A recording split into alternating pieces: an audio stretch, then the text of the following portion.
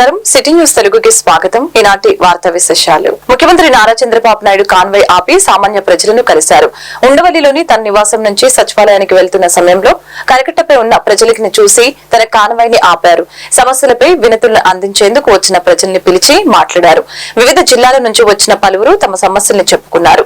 అనంతరం వారి నుంచి వినతి పత్రాలు స్వీకరించారు.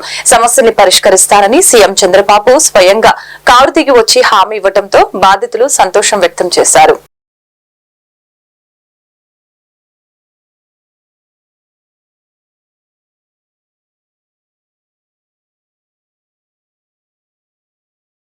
పనికిరాదని పడేస్తే చెత్తతో కోట్ల రూపాయల సంపద సృష్టించవచ్చని, లక్షల మందికి ఉపాధి కల్పించవచ్చని ఆంధ్రప్రదేశ్ రాష్ట్ర ఉప ముఖ్యమంత్రి పవన్ కళ్యాణ్ స్పష్టం చేశారు. గ్రామాల్లో ఘన ద్రవ వ్యర్థాల నివారణకు అనుసరించవలసిన విధానాలు, వాటి నుంచి ఎటువంటి ఉత్పత్తులు సాధించవచ్చు అనే అంశాలపై solid and liquid resource management project director ఆధ్వర్యంలో గార్బేజ్ టు గోల్డ్ పేరుతో శుక్రవారం తాడేపల్లిలోని పంచాయతీరాజ్ కమిషనర్ కార్యాలయంలో ప్రదర్శన నిర్వహించడం జరిగింది.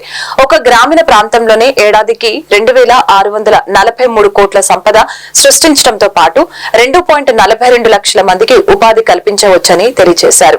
ఈ ప్రదర్శనను పవన్ కళ్యాణ్ ప్రారంభించారు. ఈ కార్యక్రమంలో రాష్ట్ర పంచాయతీరాజు గ్రామీణ అభివృద్ధి శాఖ ముఖ్య కార్యదర్శి శ్రీ శశిభూషణ్ కుమార్, రాష్ట్ర పంచాయతీరాజు గ్రామీణ అభివృద్ధి శాఖ commissioner Shri Kannababu, SLRM project director Shri C Srinivasan పాల్గొన్నారు. గత మనందరికీ కూడా రోడ్ల మీద వెళ్తున్నప్పుడు చెత్త అనేది మనం ఒక దైనందిక జీవితంలో ఒక భాగం అయిపోయింది. దాన్ని తీలే ఈరోజు మీకు ప్రజెంట్ చేసిన ఈ సినారీ ఇది మొదటిసారి కాదు. ఇది ప్రతి ప్రభుత్వం ఒక ప్రయత్నం చేసేది కాదు. ఇది ప్రత్యేకించి మేము ఎందుకు దీన్ని కొంచెం కమిటెడ్గా తీసుకెళ్లాలని అనుకుంటున్నాం అంటే, మన దేశం నదులకి సాంప్రదాయాలకి చాలా విలువ ఇచ్చే దేశం అది. నీటి వనరులకి నీరు కనిపిస్తే దాన్ని గంగాజలం అనుకుంటాం. ఏ మూల చిన్న బావి కనిపించినా దాంట్లో మంత్రోక్తం చేసి దాన్ని గంగాజలం అనుకుంటాం. మనం బేసిక్గా పంచభూతాల మీద మనకు చాలా గౌరవం ఇచ్చే సమాజం ఇది. కానీ దురదృష్టవశాత్తు అది పూజా పునస్కారాలకి అది పరిమితం అయిపోయింది, కానీ దైనందిక జీవితంలో అది రావట్లేదు. ఉదాహరణకి ఇందాక మీరు చూసిన విజువల్ ఒకటి యనమదురు డ్రైన్ చూస్తే, భీమవరం టౌన్లో చూస్తే అది ఒక 90 మీటర్లు ఉండే ఒక డ్రైన్. అది పంటకాలం. ఆ పంటకాలంలో దాదాపు ఇంక వేరే ఏమి లేక అందరూ దాన్ని ఒక డంపింగ్ యార్డ్గా వాడేశారు. అది కిలోమీటర్ లెక్కన ఉంటుంది. అందరూ అక్కడ వేసేయటం, అది ఏం చేస్తారు, మళ్ళీ వర్షాలు వచ్చేటప్పటికి అది మొత్తం వర్షాలు వస్తే కొట్టుకెళ్ళిపోయి మళ్ళీ సముద్రంలో కలిసిపోతూ ఉంది. అలాగే మనకి ప్లాస్టిక్ చెత్త ఎక్కడన్నా పడేస్తే కొన్ని ఇంకా ఇబ్బందిగా ఉంటుందని విజువల్స్ చూపించాలి. లేటర్ మీరు శ్రీనివాసన్ గారి దగ్గర ఉంటాయి. ఆవులు కూడా ఈ ప్లాస్టిక్ కవర్లు తినేసి కడుపు నిండా దాదాపు 5 కేజీలు 25 కేజీలు కడుపులు వండిపోయినాయి. వాటికి దారుణంగా చచ్చిపోయి అలాంటి పరిస్థితులు కూడా ఉన్నాయి. ఆవులు ఒకవైపు అయినా గోవుని పూజిస్తాం, గోరక్షణ ఉంటాం, కానీ కనీసం వాటికి ఎందుకంటే అవి తిండి అనుకోండి, ఎందుకంటే ఫుడ్ ఉంటుంది దాంట్లో, ఆ స్మెల్కి అది తిండి అనుకొని తినేస్తున్నాయి ప్లాస్టిక్ కవర్స్. ఇవన్నీ చూస్తుంటే చాలా బాధ అనిపించి ఎక్కడో చోట మొదలు పెడదాం ఒక చిన్న ప్రయత్నం అని. అలాగే ఓపెన్ డ్రైన్స్ మనకి శ్రీనివాసన్ గారు వెల్లుల్లి నుంచి ప్రారంభించిన ఆయన ప్రాజెక్టు చాలా యూనిక్గా చేశారు. గత 2 దశాబ్దాలుగా ఆయన శ్రమ ఇది. అక్కడ మీరు ఆ డిస్ప్లేలో చూస్తే ఆ రోప్స్ కట్టింది అంటే ప్రతిదీ, అంటే మీరు ఒకసారి ఒక సాలిడ్ వేస్ట్ 12 గంటల లోపు కానీ చెత్తని కలెక్ట్ చేస్తే అది రిసోర్స్ అవుతుంది, అది సంపద అవుద్ది. ఇక్కడ మేము కొత్త ఉద్యోగాలు ప్రారంభించడానికి కానీ వీటన్నిటికీ కూడా మన పరిశ్రమలు వీటన్నిటికంటే కూడా సర్వీస్ ఓరియంటెడ్ ఎంత డబ్బు ఉంది, అది ఈ సాలిడ్ లిక్విడ్ రిసోర్స్ మేనేజ్మెంట్లో పడేసిన ప్రతి చెత్త పనికిరాంది అనుకున్న మన ఇంట్లోంచి పడేసింది అది ఇంకో చోట సంపదను. రాష్ట్ర వ్యవసాయ సహకార మార్కెటింగ్, పశు సంవర్ధక, పాడి అభివృద్ధి మరియు మత్స్యశాఖ మంత్రిగా కింజారపు అచ్చెన్నాయుడు శుక్రవారం బాధ్యతలు స్వీకరించారు. రాష్ట్ర సచివాలయం 4వ బ్లాక్ లో ఆయన కేటాయించిన ఛాంబర్ లో వేద పండితులు మంత్రోత్సరణ ఆశీర్వచనాల మధ్య పూజా కార్యక్రమం ఘనంగా నిర్వహించడం జరిగింది. అనంతరం మంత్రిగా ఆయన బాధ్యతలు చేపట్టారు. మంత్రిగా ఆయన బాధ్యతలు చేపట్టిన అనంతరం వెంటనే వ్యవసాయ అనుబంధ శాఖలకు సంబంధించిన మొత్తం 6 ఫైళ్ల జీవోలపై తొలి సంతకం చేశారు. ఈ సందర్భంగా మంత్రి మాట్లాడారు. రాష్ట్ర జీడీపీలో 35% వాటాను సమకూర్చే వ్యవసాయ అనుబంధ శాఖలను గత ప్రభుత్వం పూర్తిగా నిర్లక్ష్యం చేసిందని తెలియజేశారు. ఈ కార్యక్రమంలో రాష్ట్ర రెవెన్యూ శాఖ మంత్రి అనగాని సత్యప్రసాద్, రాష్ట్ర ఆర్థిక శాఖ మంత్రి పయ్యావుల కేశవ్, రాష్ట్ర మత్స్యశాఖ కార్యదర్శి బాపు, రాష్ట్ర పశుసంవర్ధక శాఖ కార్యదర్శి ఎంఎం నాయక్, వ్యవసాయ శాఖ స్పెషల్ కమిషనర్ హరికిరణ్ తదితర అధికారులతో పలువురు ప్రజా ప్రతినిధులు మంత్రికి పుష్పగుచ్చాలు అందజేస్తూ అభినందనలు తెలిపారు.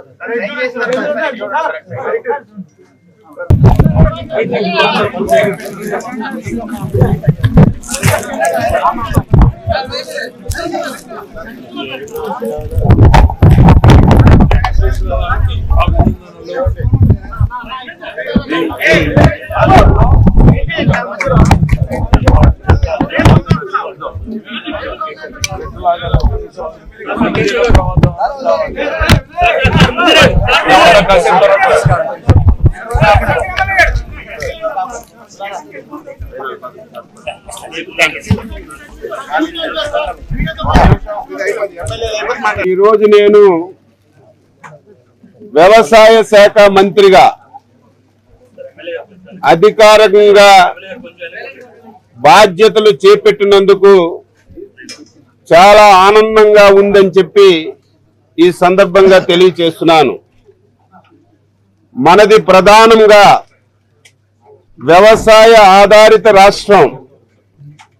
రాష్ట్ర జనాభాలో 62% మంది, అంటే దాదాపుగా 3.07 కోట్ల మంది వ్యవసాయం, వ్యవసాయ అనుబంధ రంగాలపైన ఆధారపడినటువంటి విషయాన్ని ఈ సందర్భంగా తెలియజేస్తున్నాను. ఇటువంటి వ్యవసాయ రంగం, సహకార రంగం, మార్కెటింగ్ రంగం, పశు వైద్యం, డైరీ డెవలప్మెంట్ మరియు మత్స్యశాఖ లాంటి కీలకమైనటువంటి రంగాలను కలిపి ఆ మంత్రిత్వ శాఖను నా మీద అచంచలమైన విశ్వాసం, నమ్మకంతో అప్పజెప్పినటువంటి రాష్ట్ర ముఖ్యమంత్రి పెద్దలు గౌరవనీయులు శ్రీ నారా చంద్రబాబు నాయుడు గారికి హృదయపూర్వకమైనటువంటి నమస్కారాలు తెలియజేస్తున్నాను. ఇప్పుడే చెప్పాను, 62% ఆంధ్రప్రదేశ్ రాష్ట్ర సమాచార పౌర సంబంధాల శాఖ డైరెక్టర్ గా 2013 బ్యాచ్ కు చెందిన ఐఏఎస్ అధికారి హిమాంశు శుక్లా శుక్రవారం బాధ్యతలు చేపట్టారు.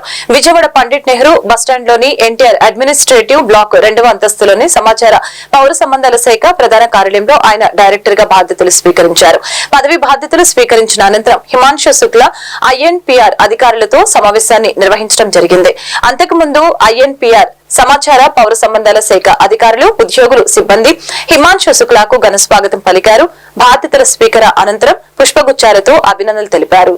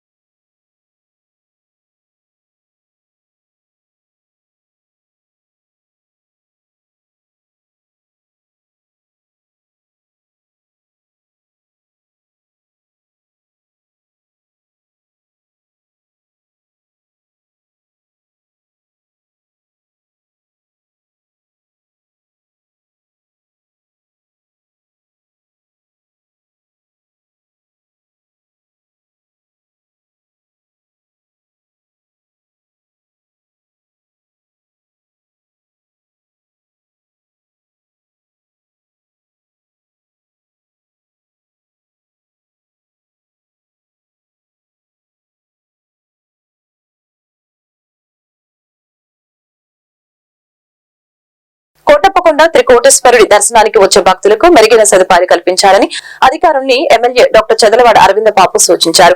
ఈ మేరకు అటవీ, పంచాయతీరాజ్, విద్యుత్, దేవాదాయ శాఖ అధికారులతో కలిసి కోటప్పకొండను పరిశీలించడం జరిగింది. ఈ నెల 17న జరగబోయే కోటప్పకొండ గిరి ప్రదక్షిణను చేస్తున్న ఏర్పాట్లను పరిశీలించారు. భక్తులకు ఎలాంటి ఇబ్బందులు లేకుండా చర్యలు తీసుకోవాలని అధికారుల్ని ఆదేశించడం జరిగింది. ఏర్పాట్ల గురించి అధికారులతో సమీక్షించారు. గతంలో ఎన్నడూ లేని విధంగా కోటప్పకొండ గిరి ప్రదక్షిణకు ఏర్పాట్లు చేయాలని తెలిపారు.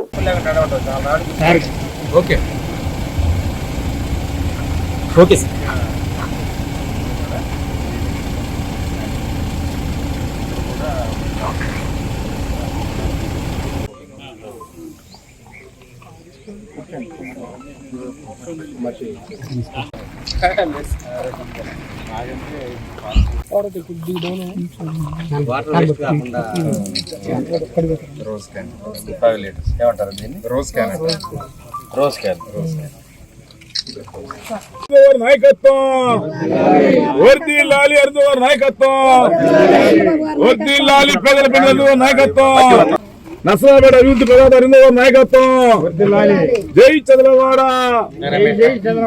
జై చంద్రబాబు, జై లోకేష్ బాబు. తన చదువుకున్న ఎస్ఎస్ఎన్ కళాశాలలో తన చదువు చెప్పిన గురువుల్ని గుర్తు తెచ్చుకొని కన్నీటి పర్యంతమైన ఎమ్మెల్యే. పల్నాడు జిల్లా నర్సరావుపేట స్థానిక ఎస్ఎస్ఎన్ కళాశాలలో కీర్తి శేషులు శ్రీ నాగసరపు సుబ్బరాయ శ్రేష్ఠి 67వ వర్ధంతి సంస్కరణ సభలో నర్సరావుపేట ఎమ్మెల్యే చదలవాడ అరవింద్ బాబు పాల్గొన్నారు. కార్యక్రమంలో మాజీ మున్సిపల్ చైర్మన్ నాగసరపు సుబ్బరాయ గుప్తా, రాష్ట్ర బులియన్ మర్చెంట్ అధ్యక్షులు కపిలవాయి విజయ్ కుమార్, అట్ల అచ్చన వెంకటరెడ్డి, మత్తుల మురళి, పెనుగొండ వెంకటేశ్వర్లు, వక్కలగడ్డ కోటేశ్వరరావు, మొలిశెట్టి రామ్మోహన్ రావు తదితరులు పాల్గొన్నారు.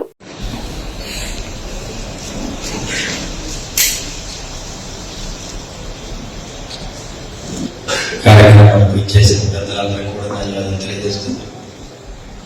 ఇవాళ 67వ వర్ధంతి క్రీస్తు నాగసరపు సుబ్బరాయ శ్రేష్ఠి గారు వారు 1896లో జన్మించారు. 1957లో చనిపోవడం జరిగింది. ఒక గొప్ప కార్యాన్ని చేయడానికి భూమి మీద పుట్టిన మహామనిషి ఉన్నట్టు. ఎందుకంటే విద్యాదానం చేయడం అనేది అన్నదానం దానికంటే చాలా గొప్ప విషయం. ఎవరైతే విద్యాదానం చేశారో, విద్య నేర్చుకుంటారో వాళ్ళందరూ కూడా చదువుకుని పెద్దవాళ్ళై అన్నదానం చేయొచ్చు. అన్నదానంతో మన విద్యాదానం రాదు. అంటే విద్య అనేది ఎంత గొప్పదో అప్పుడే తెలుసుకున్న ఆయన ఈ భూమి మీద పుట్టగానే ఒక కార్యాన్ని చేయడానికి మహాకార్యం కోసం రావడం జరిగింది. అటువంటి గొప్ప కార్యం అనేది ఎస్ఎస్ఎన్ కాలేజీ స్థాపించడం అనేది 1950లో స్థాపించింది. మరి ఆ రోజుల్లో ఈ ప్రాంతం అంతా కూడా పల్నాడు జిల్లా అంతా కూడా వెనకబడిన ప్రాంతం. పల్నాడు, ప్రకాశం, రాయలసీమ ఇవన్నీ కూడా కనీసం తినడానికి తిండి, తాగడానికి నీళ్లు కూడా లేని పరిస్థితి. ఆ రోజుల్లో పశువు గ్రాసం కూడా దొరకని రోజులు అనమాట. అటువంటి పరిస్థితుల్లో ఇవాళ అక్కడ స్కూల్ పెట్టి, ఇక్కడ కాలేజీ పెట్టి ఎంతో మంది విద్యాదానం చేయడం అంటే చాలా గొప్ప విషయం.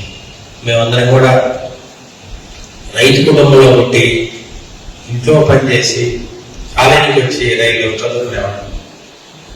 అంటే ఎక్కడ ఖర్చు కూడా ఉండేది కాదు. ఎంత ఫీజు కడితే ఒక 120 రూపాయలు ఎంత కట్టేవాళ్ళు. ఎస్ఎస్ఎన్ కాలేజీ సీట్ వచ్చిందంటే గుంటూరు మెడికల్ కాలేజీ సీట్ వచ్చింది లెక్క. అంత గొప్ప విషయం. ఎస్ఎస్ఎన్ కాలేజీ కానీ, ఏసీ కాలేజీ కానీ, లైలా కాలేజీ కానీ, నరిస్తుల్లా కాలేజీ, వీటిలో సీట్ వచ్చిన వాళ్ళు మేము వెళ్ళి ఎప్పుడంటే గుంటూరు మెడికల్ కాలేజీలో కూర్చున్నాం అక్కడ సీట్లో. అంటే అంతా మాకు గౌరవం ఉండేది. మేము ఇక్కడ ఎస్ఎస్ఎన్ కాలేజీ చదివిన తర్వాత గుంటూరు మెడికల్ చేరినప్పుడు మీరు ఏ కాలేజీని అడిగేవాడు.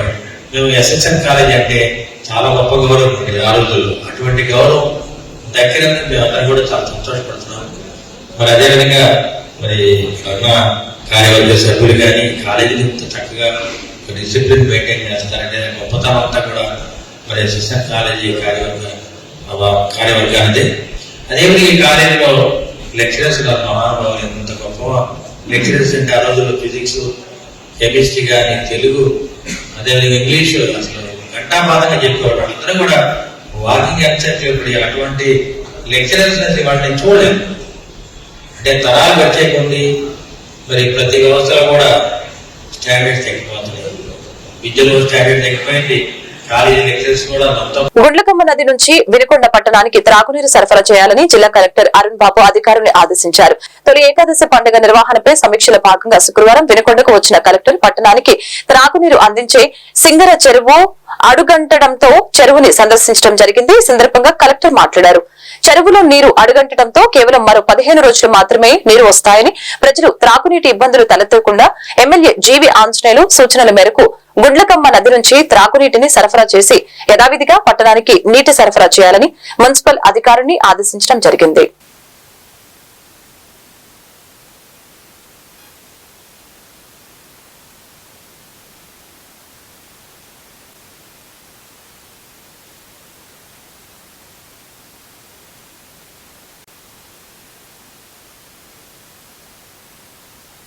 లెవెల్స్ ఎప్పటికి తగ్గిపోయే అవకాశం ఉంది మనకి. దీని ఫ్లోర్ ఆకపోకుండా ఆగిపోయి ఎప్పటికి వస్తుంది.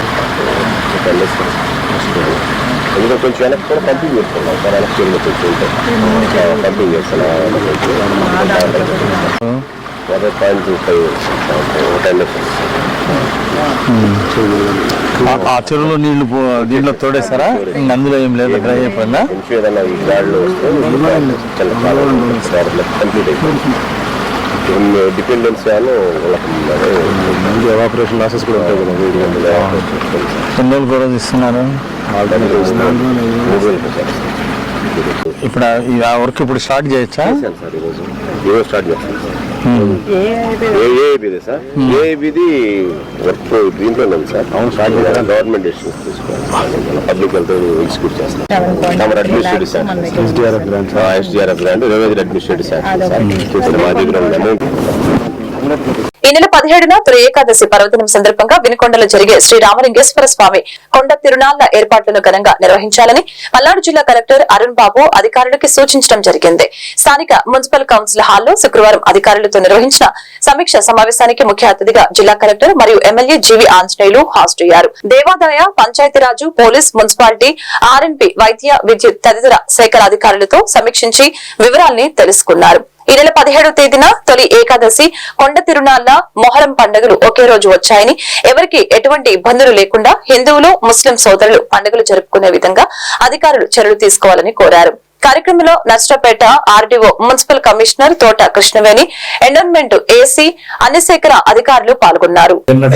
ఈ కొండ మీదనే విన్నాడు కాబట్టి ఈ కొండకి ఒక విశిష్టత ఉంది. కాబట్టి భవిష్యత్తులో అంటే దీని పురాణ చరిత్ర ఇంకా అందరికీ తెలిసే కొంది దీని విశిష్టత పెరుగుతుంది. కాబట్టి దీనికి చాలా విశిష్టత ఉంది. కాబట్టి కలెక్టర్ గారిని నేను ప్రత్యేక రిక్వెస్ట్ చేస్తున్నా. ఇది గవర్నమెంట్ ఫెస్టివల్ గా తీర్చిదిద్దామని, గవర్నమెంట్ కి ఒక లెటర్ రాయాలని, దాని మీద పర్సనల్ ఇంట్రెస్ట్ కలెక్టర్ గారు తీసుకోవాలని నేను కోరుతున్నాను. ఒకసారి చప్పట్ల ద్వారా మీ అందరి ఆమోదాన్ని. సో అప్పుడు గవర్నమెంట్ ఫెస్టివల్ అయినప్పుడు మనకి గవర్నమెంట్ నుండి కూడా కొంత నిధులు వస్తుంది. ఇంకా పండుగ బాగా భక్తులకి సౌకర్యంగా బాగా చేయడానికి అవకాశం ఉంటుంది. కలెక్టర్ గారు వివిధ డిపార్ట్మెంట్లకి బాధ్యతలు అప్పచెప్పారు. ఎవరికి అప్పచెప్పినటువంటి బాధ్యతలు వాళ్ళు సక్రమంగా బాధ్యతగా నిర్వహించి, ఇది సమిష్టి కృషితోటి మనందరం కూడా సమిష్టి కృషితోటి ఆ కార్యక్రమాన్ని విజయవంతం చేయాలని కోరుతున్నా. అలాగే కలెక్టర్ గారు ఆ రోజు కూడా వచ్చి మన పండుగని విజయవంతం చేయాలి, దీంట్లో పాల్గొనాలని నేను ఆహ్వానిస్తున్నా మనందరి తరఫున కూడా. పోయినసారి డ్రింకింగ్ వాటర్ సమస్య పెద్ద ఎత్తున వచ్చింది. భక్తులు మంచినీళ్ళకి చాలా ఇబ్బంది పడ్డారు. ఈసారి వాటర్ స్కేర్సిటీ అనేది రాకుండా చాలా జాగ్రత్తలు తీసుకోవాలి. దాహం వేసి కొనడానికి కూడా వాటర్ ప్యాకెట్ దొరకనప్పుడు చాలా ఇబ్బంది అవుతుంది. అట్లాగే కొండ మీద కొబ్బరికాయలు కానీ, మంచినీళ్ళు కానీ ఇవి పోయినసారి ఎక్కువ రేట్లు పెట్టి అమ్మారు. భక్తుల్ని దోపిడీ జరిగింది. ఈసారి భక్తులు దోపిడీ లేకుండా రీజనబుల్ ప్రైస్ ఫిక్స్ చేయమని చెప్పి కోరాము ఎండోమెంట్ డిపార్ట్మెంట్ వారిని. దాని మీద మంచినీళ్ళు, డ్రింకింగ్ వాటర్ ప్యాకెట్లు కానీ, అలాగే కొబ్బరికాయలు అమ్మేది అన్ని కూడా భక్తులు సౌకర్యంగా చేయాలి. ఆడ కొబ్బరికాయలు కొట్టే దగ్గర కూడా భక్తులకు ఇబ్బంది లేకుండా ఎప్పటికప్పుడు కొంచెం మధ్య మధ్యలో వాటిని క్లీన్ చేస్తూ భక్తులకు ఇబ్బంది లేకుండా ఏర్పాటు చేయాలి. ట్రాఫిక్ కంట్రోల్ సమస్య, గతంలో ట్రాఫిక్ కి భక్తులందరూ ఇబ్బంది పడ్డారు కాబట్టి ఈసారి కొంచెం బస్ స్టాండ్ కొంచెం దూరంగా, టెంపరీ బస్ స్టాండ్ దూరంగా పెట్టమని, బస్ పార్కింగ్ వాటి కోసం ఏర్పాటు చేయమని చెప్పడం జరిగింది. అది ఆల్రెడీ ప్రాసెస్ లో పెట్టారు. ఆ గ్రౌండ్ క్లియరెన్స్ అయిపోయిందా? అలాగే రేపు వస్తాను, విజిట్ కి వస్తాను. అంటే మా పార్కింగ్ ఎక్కడ, దాన్ని ఆ సైట్ అది కొంచెం క్లియర్ చేస్తే కొంచెం అడ్వాన్స్ ప్లాన్ లో ఉంటే మనం భక్తులకు ఇబ్బంది లేకుండా ఉంటుంది. మన ఆర్టీసీ డిఎం గారు కూడా బస్సులు సరిపోను ఏర్పాటు చేసి భక్తులకు ఇబ్బంది లేకుండా స్పీడ్ గా, అంటే వాళ్ళు ఎక్కువ వెయిట్ చేసే పని లేకుండా బస్సులు రన్నింగ్ అది మూవ్మెంట్ బాగా ఉండేట్టు చూడండి. అవసరం ఎన్ని బస్సులు అవసరం అయితే కొంచెం కలెక్టర్ గారు చెప్పినట్టు కొంచెం నంబర్ పెంచండి.